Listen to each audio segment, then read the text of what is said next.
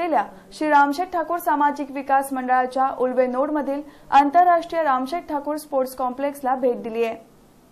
बुधवारी 19 मार्च रोजी राज्याचे उपमुख्यमंत्री नामदार अजितदादा पवार, जलसंपदा मंत्री शशिकांत शिंदे, सिडकोचे चेअरमन प्रमोद हिंदुराव, मावळ लोकसभेचे काँग्रेस आघाडीचे उमेदवार राहुल नार्वेकर यांनी भेट देऊन स्पोर्ट्स कॉम्प्लेक्सच्या बांधकामाबद्दल आणि नियोजनाबद्दल लोकनेते रामशेठ ठाकूर आणि विकास मंडळाचे अध्यक्ष आमदार प्रशांत ठाकूर आणि त्यांच्या सहकाऱ्यांचं कौतुक केलं।